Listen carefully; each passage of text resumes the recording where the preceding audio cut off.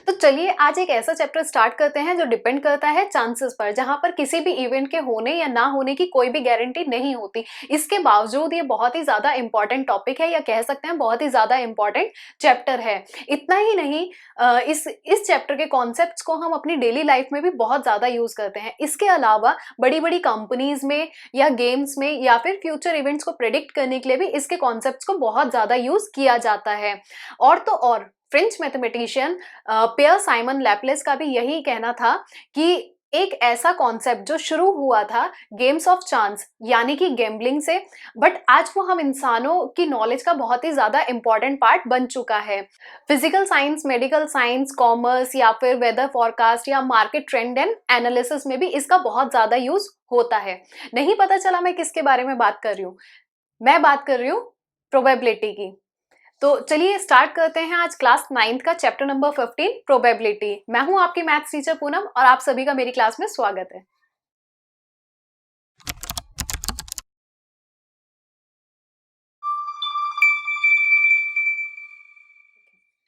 सबसे पहले तो समझ लेते हैं कि प्रोबेबिलिटी आखिर होता क्या है।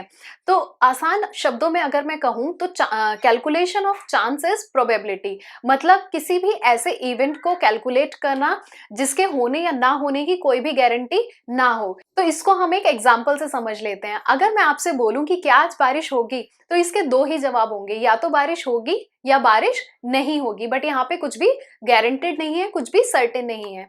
या फिर अगर मैं आपसे बोलूं कि क्या आज इंडिया मैच जीतेगी, तो इसके भी दो ही आउटकम होंगे, या तो इंडिया मैच जीत सकती है या नहीं जीत सकती है।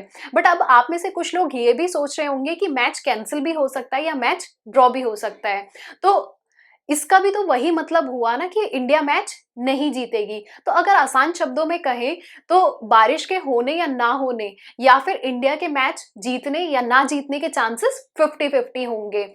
तो बस जब भी हम किसी ऐसी चीज का कैलकुलेशन कर रहे होते हैं जिसका आउटकम या होने की पॉसिबिलिटी डाउटफुल हो या फिर अनसर्टेन हो या गारंटेड ना हो, तो हम बात कर रहे होते हैं प्रोबेबिलिटी की। अच्छा, क्या आपको पता है कि प्रोबेबिलिटी का कॉन्सेप्ट आखिर डेवलप कैसे हुआ और किसने किया? नहीं पता? तो चलो वो भी जान लेते हैं। तो ईयर 1654 में शेवलियर दे मेर नाम के एक फेमस गैम्बलर थे, जिन्होंने well known French mathematician Blaise Pascal को एक डाइस के प्रॉब्लम को लेके अप्रोच किया। वो प्रॉब्लम पास्कल को वो प्रॉब्लम इतना ज्यादा इंटरेस्टिंग लगा, ना सिर्फ उन्होंने खुद इस प्रॉब्लम को ना सिर्फ वो खुद इस प्रॉब्लम को सॉल्व करने लगे, बल्कि एक और फेमस मैथमेटिशियन पियर दे फर्माट को भी इन प्रॉब्लम को सॉल्व करने में लगा दिया। तो यहीं से शुरुआत हुई प्रोबेबिलिटी की थ्योरी की। इसके बाद और भी बहुत सारे मैथमेटिशियन आए जिन्होंने अपना अपना कॉन्ट्रीब्यूशन इस टॉपिक में दिया। तो देखा आपने, एक ऐसा टॉपिक जो शुरू हुआ था गैम्बलिंग से, आज वो इतना बड़ा और इम्पोर्टेंट पार्ट बन गया है ह्यूमन नॉलेज का। चलो ये तो पता चल गया कि प्रोबेबिलिटी होती क्या है और इसकी शुरुआत कैसे हुई। अब बात करते हैं कि प्रोबेबिलिटी वर्क कैसे करती है और हमें किन किन बातों का ध्यान रखना होता है। देखो, जब भी हम किसी डेटा, हिस्ट्री या ट्रेंड को देखे बिना रेंडम प्रोबेबिलिटी बताते हैं, तो किसी भी चीज के होने के या ना होने के इक्वल चांसेस होते हैं। फॉर एग्जाम्पल, एक कॉइन में हेड या टेल आने के इक्वल चांसेस होते हैं, यानी कि 50-50 चांसेस होते हैं, क्योंकि दो ही आउटकम होते हैं। बट क्या इन चांसेस को भी काउंट या मेजर करने का कोई तरीका है? तो चलो इस चीज को हम एक एक्सपेरिमेंट की हेल्प से समझते हैं। तो मैंने एक कॉइन को 10 टाइम्स टॉस किया और जो भी आउटकम आया वो मैंने इस टेबल में लिख लिया। तो जैसा कि आप सब देख सकते हैं, 10 टाइम्स हमने एक कॉइन को टॉस किया तो टोटल नंबर ऑफ टाइम्स हमें 10 मिल गया। उसके बाद आप देख सकते हैं नेक्स्ट हमारे पास क्या है, जितनी बार हमारे टॉस करने पे हमें हेड्स मिला वो हमने यहाँ पे लिख लिया, तो वो हमारे पास क्या है, 4 है। नेक्स्ट उसके बाद जितनी बार हमारे पास टॉस करने पे टेल्स आया वो हमने लिख लिया, तो वो कितना है, 6 है। तो अब इसी चीज को हम समझ लेते हैं कि इसकी प्रोबेबिलिटी कैसे निकालेंगे। तो चलो अब जो हेड आने की प्रोबेबिलिटी है पहले हम वो निकाल लेते हैं। तो यहाँ पे हम लिख लेते हैं प्रोबेबिलिटी ऑफ हेड। तो यहाँ पे हम लिख सकते हैं number of times head turns up, ठीक है। अपॉन में क्या आ जाएगा, जितने टाइम्स हमने टॉस किया कॉइन वो, that means total number of times coin is tossed. तो अब ये वैल्यू बेसिकली हमें पता है, नंबर ऑफ टाइम्स हेड कितनी बार हेड हमें मिला है यहाँ पे, तो हेड मिला हमें 4 times upon total number of times coin is tossed कितना है हमारे पास, 10 टाइम्स हमने टॉस किया था, तो दैट मीन्स 10। तो हमें क्या मिल गया, 4 अपॉन में 10। और इसको हम डेसिमल के फॉर्म में भी लिख सकते हैं, तो कितना हो जाएगा, 4 अपॉन 10 इज 0.4। सिंपल है। इसी तरीके से हम हेड आने की प्रोबेबिलिटी भी टेल आने की प्रोबेबिलिटी भी निकाल लेते हैं। तो हम लिख सकते हैं अगेन प्रोबेबिलिटी ऑफ टेल। तो यहां पे क्या मिल जाएगा हमें, अब number of times tail turns up. ठीक है, कितने टाइम्स हमारे पास टेल आया, अपॉन में क्या आ जाएगा, total number of times coin is tossed.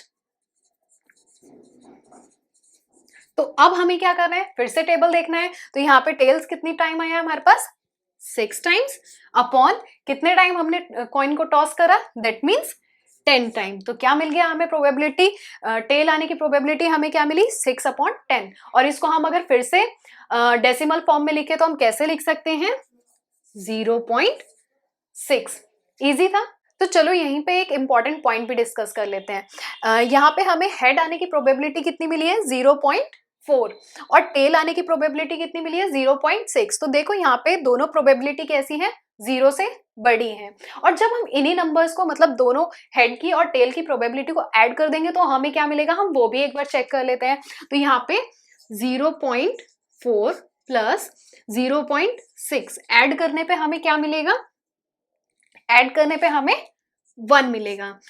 तो यहां से हम एक कंक्लूजन निकाल सकते हैं, किसी भी इवेंट के होने की प्रोबेबिलिटी 0 से 1 के बीच में होगी, और जितना ज्यादा हमें प्रोबेबिलिटी 1 के पास मिलेगी उतने ज्यादा उस इवेंट के होने के चांसेस होंगे, और जितना ज्यादा 0 के क्लोज होगी दैट मीन्स उस इवेंट के होने के उतने ही कम चांसेस होंगे। तो अगर हम और बड़ा डेटा ले लेते हैं, लेट्स से अगर ये जो हमने एग्जांपल लिया, मैंने 10 टाइम्स टॉस किया था, तो अगर मैं 10 टाइम्स टॉस ना करके 1000 टाइम्स टॉस करती, तो यहाँ पे हमें कुछ डेटा इस तरीके से मिलता, हेड आने की प्रोबेबिलिटी हमारी 0.5 हो जाती और टेल आने की प्रोबेबिलिटी भी 0.5 होती। तो यहाँ पे हेड और टेल आने के इक्वल चांसेस होते। तो इस चीज से हम ये भी कंसिडर कर सकते हैं कि जितना ज्यादा हमारे पास डेटा होता है उतना एक्यूरेट हम प्रोबेबिलिटी की हेल्प से प्रेडिक्ट कर पाते हैं।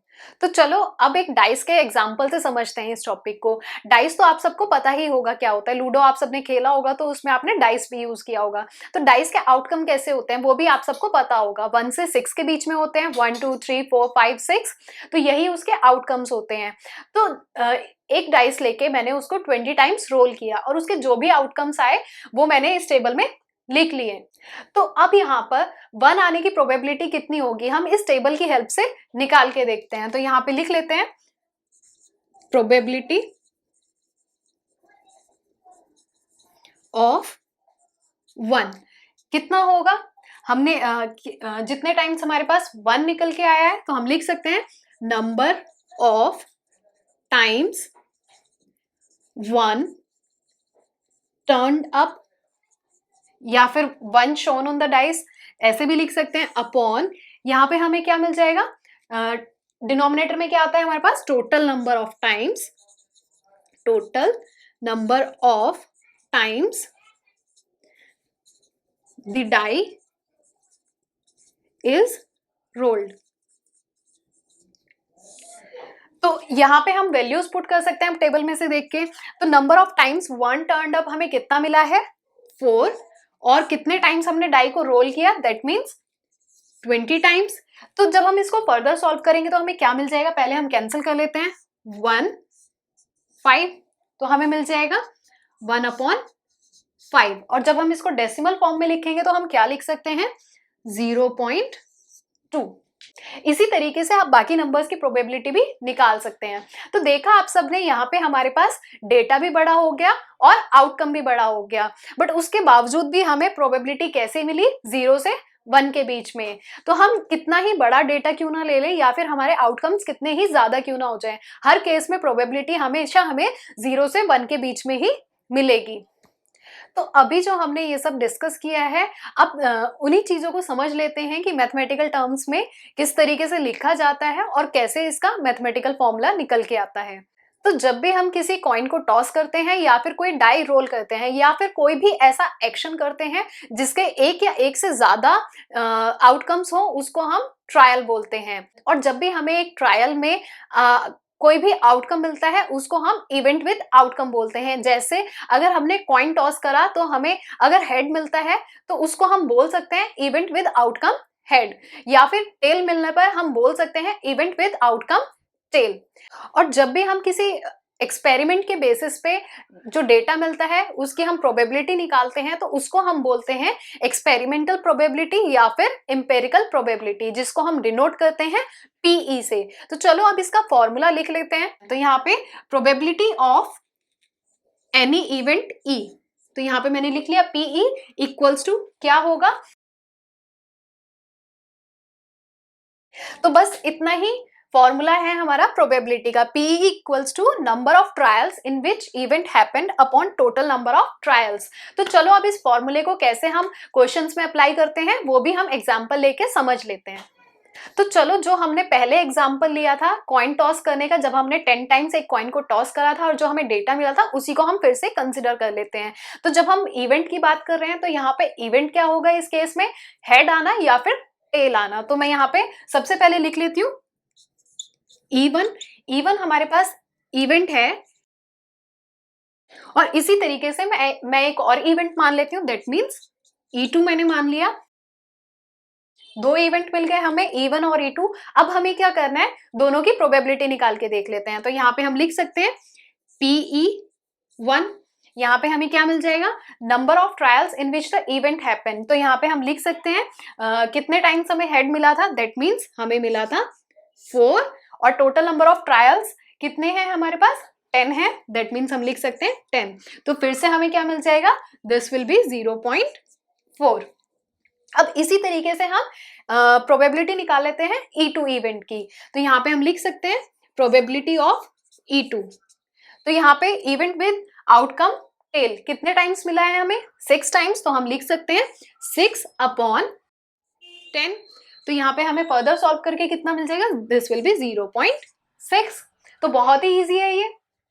तो देखो यहाँ पर भी हमारा रिजल्ट क्या पहले की तरह सेम ही आया है। तो बस हमें यहाँ पे क्या याद रखना है, सिर्फ एक फॉर्मूला याद करना है जिसको मैं हाईलाइट कर देती हूँ। PE इक्वल्स टू क्या है हमारे पास, number of trials in which the event happened upon total number of trials. ये फॉर्मूला हमें याद रखना है और इसी के बेसिस पे हमारे सारे क्वेश्चंस एक्सरसाइज के सॉल्व होंगे। तो चलो हम एक और एग्जांपल लेके समझते हैं। मैंने एग्जांपल लिया है NCERT बुक से। तो यहाँ पे हमें, जैसे कि आप देख सकते हैं, क्वेश्चन रीड कर सकते हैं, उसका मतलब बताती हूँ मैं। यहाँ पे हमें एक इंश्योरेंस कंपनी है जो एक पर्टिकुलर सिटी में से 2000 ड्राइवर्स को रेंडमली सेलेक्ट करती है, ये जानने के लिए कि किस एज ग्रुप में कितने एक्सीडेंट्स हुए हैं। तो अब यहाँ पे देखते हैं हमें फर्स्ट पार्ट में क्या बताना है। यहाँ पे हमें प्रोबेबिलिटी बतानी है ऐसे ड्राइवर्स की जो 18 to 29 इयर्स के एज ग्रुप में हैं और जिनके एग्जैक्टली 3 एक्सीडेंट्स हुए हैं। तो जैसे कि आप सब देख सकते हैं टेबल में, 18 to 29 इयर्स के एज ग्रुप में एग्जैक्टली 3 एक्सीडेंट्स 61 लोगों के हुए हैं। तो यहाँ पे हम उसको लिख लेते हैं। फर्स्ट हमें probability, total number of drivers लिख लेते हैं पहले। तो कितने हैं, तो टोटल नंबर ऑफ ड्राइवर्स हमारे पास 2000 है। नेक्स्ट, अब हमारे पास इवेंट क्या होगा, यहाँ पे इवेंट जो हमसे पूछा गया है वही इवेंट होगा। ये हमारा इवेंट हो गया है यहाँ पे, जिसको हमने E1 मान लिया। अब हमें क्या करना है, इस इवेंट की प्रोबेबिलिटी बतानी है। तो प्रोबेबिलिटी हम कैसे लिख सकते हैं, PE1, सिंपल है। अब यहाँ पे हमारे पास बेसिकली हमें E1, यहाँ पे हमने देखा कि हमारे पास ऐसे ड्राइवर्स कितने थे जो 18 से 29 इयर्स के एज ग्रुप में थे और जिनके 3 एक्सीडेंट्स हुए थे। तो वो हमारे पास थे 61। तो हम लिख सकते हैं 61 upon total number of drivers कितने हैं हमारे पास 2000। तो अपॉन में कितना आ जाएगा, दिस विल बी 2000। तो जब हम इसको सॉल्व करेंगे या फिर डिवाइड करेंगे तो हमें कितना मिल जाएगा, दिस विल बी 0.0305। यहाँ तक भी सही है, लेकिन आप इसको अप्रोक्सीमेट करके भी लिख सकते हैं। तो अप्रोक्सीमेट करने के बाद आपको आंसर इसका कुछ मिल जाएगा 0.031। सिंपल है सॉल्व करना। तो चलो अब इसका नेक्स्ट पार्ट भी डिस्कस कर लेते हैं। तो अब चलते हैं सेकंड पार्ट पे। तो यहाँ पे सेकंड पार्ट में हमसे पूछा गया है ऐसे ड्राइवर्स जो 30 से 50 के एज ग्रुप में हो और जिनके एक या एक से ज्यादा एक्सीडेंट हुए हो। तो हम क्या करेंगे इसके लिए, सबसे पहले टेबल देखेंगे। तो यहाँ पे टेबल में हम देख सकते हैं 30 से 50 के एज ग्रुप में 1 या 1 से ज्यादा। तो 1 पे हमें क्या मिल रहा है 125, उसके बाद 60, 18 और 22। ठीक है, तो इन सबको जब हम ऐड कर देंगे दैट मीन्स हमें एक और इवेंट मिल जाएगा, उसको हम नेक्स्ट इवेंट को हम E2 मान लेते हैं। तो E2 इवेंट हमारे पास क्या होगा, तो ये हमारा इवेंट क्या हो गया है, इवेंट E2 हो गया है। तो अब इसको हम कैसे फाइंड आउट करेंगे, जितने भी हमें यहाँ पे वैल्यूज मिली है उन सबको हम ऐड कर देंगे। तो वैल्यूज हमें क्या मिली है 125 प्लस 60 प्लस 22 प्लस 18। तो इन सबको ऐड करने के बाद हमें कितना मिल जाएगा, दिस विल बी 225। अब हमें क्या बताना है, बस प्रोबेबिलिटी बतानी है। तो प्रोबेबिलिटी का फॉर्मूला तो हमें पता ही है, तो यहाँ पे लिख लेते हैं P E2। अब E2 हमें क्या मिला है, इवेंट हमारा कितना है 225, तो हमने लिख लिया 225। टोटल नंबर ऑफ ड्राइवर्स कितना है 2000, तो अपॉन में कितना आ जाएगा 2000। जब हम इसको आगे सॉल्व करेंगे तो हमें क्या मिल जाएगा, दिस विल बी 0.1125।